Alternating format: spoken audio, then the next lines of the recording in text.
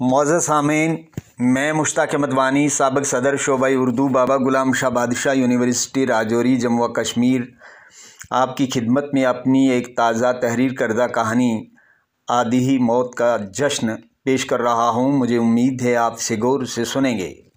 वफ़ा महल एक high school के headmaster थे। उन्हें हेडमास्टर बने 12 साल हो गए थे। इल्म रियाज़ी में एमएससी थे। उन्हें अपने सब्जेक्ट पर खासा अबूर हासिल था। उनका ये कहना था कि इल्म रियाज़ी एक मुश्किल तरीन सब्जेक्ट है जो हर किसी को नहीं आता है। अल्लाह ताला इस सब्जेक्ट के जरासीम हर किसी को अता नहीं करता। वफ़ा महल एक काबिल उस्ताद तो थे ही, एक असूल परस्त और खुश अखलाक इंसान भी थे। बहुत से तलबा व तालिबात उनके घर पर ट्यूशन पढ़ने आते थे। वो सुबह 10 बजे से पहले और शाम को 4 बजे के बाद ट्यूशन पढ़ाते थे। उनके पढ़ाए हुए कई तलबा व तालिबात कोई डॉक्टर, कोई इंजीनियर और कोई एडमिनिस्ट्रेटिव ऑफिसर की पोस्ट पर तैनात था। इल्म रियाज़ी के अलावा उन्हें अदब से भी गहरा लगाव था।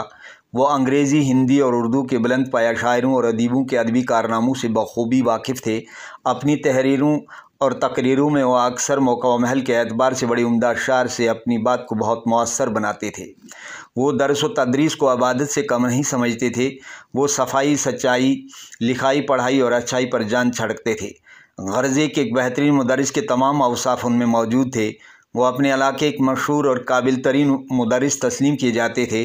15 अगस्त और यौम जमहूरिया के मौके पर जब वो स्कूल में निज़ामत के फ़राइज़ अंजाम देते तो तलबा व तालिबात और अवाम उनसे बहुत मुतासिर होते। वफ़ा महल एक पुरवकार मुदर्रिस की हैसियत से तलबा और लोगों के दिलों में घर कर गए थे। लेकिन हाय वक्त के दरिया में बहते बहते अब वो हुस्न व जवानी खो चुके थे। अपनी सर्विस में अब तक वो 18 स्कूलों में तालीमी खिदमत अंजाम दे चुके थे। उनकी जिस भी स्कूल से ट्रांसफ़र हो जाती तो वहाँ के तलबा व तालिबात रोने लगते। उनके जाने से एक सोगवार सा माहौल पैदा हो जाता। वो अक्सर तलबा को ये बात समझाती कि तब्दीली कुदरत के कानून में शामिल है। हम मुलाजिम हुक्मनामों का एहतराम करते करते बिलाखर सुबकदोश हो जाते हैं। स्कूल में जब कभी दो मुदर्रिसों के दरमियान किसी बात पर नोक झोंक हो जाती और वो एक दूसरे से बातचीत करने के बजाय अपने दिलों में रंजिश पालने लगते तो मास्टर वफ़ा महल उन दोनों में सुलह करवाते और आपस में गले मिलवाते। तब उन्हें बहुत मसरत होती और यूँ महसूस करती कि जैसे वो किसी बहुत बड़े इम्तिहान में कामयाब हुए हों। हेडमास्टर बनने के बाद भी उनके मिजाज में कोई भी अकड़फों दाखिल नहीं हुई थी। वो तुम, तेरा और तू ऐसे अल्फाज इस्तेमाल करना बहुत मायूब समझते थे। बस हर किसी को आप और जी कहकर पुकारते थे। यहाँ तक कि वो अपने स्कूल के सफाई कर्मचारी धोलू राम को भी तू कहकर पुकारना मायूब समझते थे। गवर्नमेंट हाई स्कूल मेहराबगढ़ में वफ़ा महल को बहैसियत हेडमास्टर काम करते 5 साल हो गए थे। इस स्कूल में 400 से ज़्यादा तलबा ज़ेर तालीम थे। 28 असातिज़ा के अलावा 3 क्लर्क, 2 लेबॉरेटरी असिस्टेंट और 3 चपरासी भी थे। मॉर्निंग असेंबली में जब वफ़ा महल हेडमास्टर तलबा को अखलाक व किरदार पर लेक्चर देने लगते तो तमाम असातिज़ा और तलबा व तालिबात हमतन गोश उनको सुनते। वो उन्हें हयात व कायनात के कई असरार और रमूज़ समझाने लगते। हफ्ते में एक बार स्कूल में देसी घी का हलवा और नमकीन चाय पिलाने की रिवायत उन्होंने ही कायम की थी। तलबा की लिखाई, पढ़ाई, सफाई सुथराई, खेल कूद और नज़्म व ज़ब्त पर वो ध्यान देते थे। लेकिन अब उनकी रिटायरमेंट को 1 साल रह गया था। वो जब अपनी गुज़श्ता 32 साल सर्विस पर ध्यान देते तो उन्हें यूँ लगता कि जैसे वो कल ही गवर्नमेंट सर्विस में आए हों। तब उन्हें वक्त के गुजरान का एहसास अंदर ही अंदर नोचने लगता।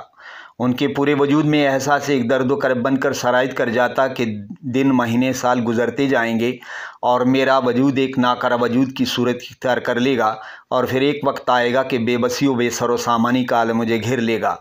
वफ़ा महल जहाँ अपनी सर्विस के 32 साल पूरे कर चुके थे वहाँ बकिया 1 साल भी गर्दिश रोज़ शब में गुजर रहा था।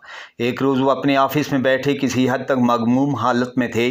उनकी रिटायरमेंट को आज कुल 2 महीने बाकी रह गए थे। उन्होंने अपनी टेबल की ड्राल से आर्डर बुक निकाली।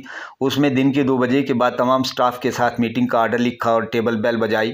चूनी लाल चपरासी उनकी खिदमत में हाजिर हुआ। उन्होंने उसे आर्डर बुक पकड़ाते हुए कहा, ये लीजिए, इस पर सब के दस्तखत करवाइए और कह दीजिए कि आज 2 बजे के बाद ऑफिस में मीटिंग है। 2 बजे के बाद तमाम स्टाफ मेंबरान बारी बारी वफ़ा महल हेडमास्टर के सामने कुर्सियों पर बैठना शुरू हुए। जब सब ऑफिस में आ गए तो वफ़ा महल ने सबको मुखातिब करते हुए कहा, दोस्तों और साथियों, आज की मीटिंग का बुनियादी मकसद ये है कि मैं आपको ये एहसास दिलाना लाजमी समझता हूँ कि हम सब वक्त के दरिया में बह रहे हैं। मेरी रिटायरमेंट को 2 महीने रह गए हैं, लिहाजा आप मुझसे जो भी अपना दफ्तरी और कागज़ी मसला हल करवाना चाहते हैं वो मेरे सामने ले आइए, ताकि मेरे जाने के बाद आपको किसी भी तरह की मायूसी और परेशानी का सामना न करना पड़े। वफ़ा महल ये कहने के बाद लम्हा भर के लिए खामोश रहे तो सोशल साइंस के टीचर भगवान दास किसी हद तक मुस्कराते हुए कहने लगे, सर मुझे आपको देख के लगता ही नहीं है कि आप रिटायर हो रहे हैं या रिटायर होंगे। चलिए अगर यही बात मान लें कि आप 2 महीने के बाद रिटायर हो रहे हैं तो सर आप उन खुशनसीब ऑफिसरों में एक हैं जो बाइज़्ज़त तरीके से रिटायर हो रहे हैं, वरना बहुत से लोगों को रिटायरमेंट से पहले ही रिटायर किया जाता है, इसलिए खुश रहिए। वफ़ा महल ने कहा, भगवान दासी आप सही कह रहे हैं, लेकिन मैं आप सबको ये बता देना चाहता हूं कि हर मुलाजिम की रिटायरमेंट उसके लिए आधी मौत होती है। वो अभी इतनी ही बात कह पाए थे कि अंग्रेज़ी पढ़ाने वाली उस्तानी शशिकला बीच में बोल उठी, सर आपने रिटायरमेंट को अपने ऊपर बहुत ज़्यादा सीरियस लिया है, हर चीज़ वक्त के साथ बदल जाती है। वफ़ा महल ने उस्तानी शशिकला की बात सुनी और फिर रिटायरमेंट का माने मफ़हूम समझाते हुए कहने लगे, दरअसल रिटायरमेंट का मतलब यह है कि हमारी वजूदी हैसियत और फितरी सलाहियतें वक्त के साथ साथ ख़त्म हो जाती हैं, इसलिए हम सब तमाम सरकारी इख्तियारात से महरूम कर दिए जाते हैं। रिटायरमेंट के बाद हमारा वजूद हमारे लिए हर तरह से बोझ बन जाता है। आप ही बताइए किस चीज़ में कमी नहीं आती। तमाम स्टाफ मेंबरान वफ़ा महल की बातें गौर से सुनते रहे, कुछ इस्बात में सर हिलाते रहे, कोई 1.5 घंटे तक और भी मसाइल पर बातें होती रहीं। आखिर पर सब ने चाय पी और आज की ये मीटिंग बर्खास्त हो गई। स्कूल से छुट्टी होने के बाद वफ़ा महल अपने घर में आए तो उनकी बीवी और बच्चों ने रात को खाना खाने के बाद वफ़ा महल की रिटायरमेंट की बात छेड़ी। उनकी बीवी आसिया ने उनसे पूछा, आपकी रिटायरमेंट को कितने महीने रह गए हैं? वफ़ा महल ने जवाब दिया, 2 महीने रह गए हैं, अक्टूबर में मेरी रिटायरमेंट है। आसिया ने कहा, हाँ तो मेरी बहनें और भाई पूछ रहे थे कि जीजाजी की रिटायरमेंट कब है, वो आपकी रिटायरमेंट पार्टी के लिए नए सूट बूट खरीदना चाहते हैं। वफ़ा महल की 3 बेटियां और एक बेटा था। बेटा बेटियों से बड़ा था, वो ग्रेजुएशन कर चुका था। 2 बेटियां ग्रेजुएशन कर रही थीं और एक 12वीं में ज़ेर तालीम थी। बेटे ने वफ़ा महल को सुझाव दिया, कहने लगा, पापा दिलशाद पैलेस पहले ही बुक करवाना पड़ेगा, इसके अलावा रिटायरमेंट का कार्ड भी छपवाना पड़ेगा। बेटियों ने भी खुशी के जज्बे से सरशार होकर अपनी अपनी पसंद की शॉपिंग का इजहार किया, लेकिन वफ़ा महल बीवी और बच्चों की बातें सुनते हुए खामोश सब के चेहरों की तरफ बड़ी बेबसी से देख रहे थे। उनके बेटे अबरार ने कहा, पापा आपने क्यों चुप साधली, कुछ हाँ ना कहिए ना। वफ़ा महल ने कहा, कैसी बेवकूफ़ाना बातें हैं तुम्हारी, मेरी समझ में ये बात नहीं आ रही है कि मैं रिटायर हो रहा हूँ और आप सब अपने पराए मेरी रिटायरमेंट का जश्न मनाने पर तुले हुए हैं। 1,20,000 रुपये माहाना तनख्वाह लेता हूँ, रिटायरमेंट के बाद बमुश्किल 60,000 रुपये लूँगा, मेरे तमाम सरकारी इख्तियारात मुझसे छिन जाएंगे। इस सब के बावजूद आप मुझसे रिटायरमेंट पार्टी चाहते हैं। समाज में ऐसी भूंडी रस्म का खात्मा होना चाहिए। वफ़ा महल की बातें सुनकर उनकी बीवी और बच्चे उनसे खफा हुए। बीवी ने कहा, आपने रोज़ रोज़ रिटायर थोड़ी होना है, ये भी एक मौका है अपनों और परायों के साथ मुलाकात का।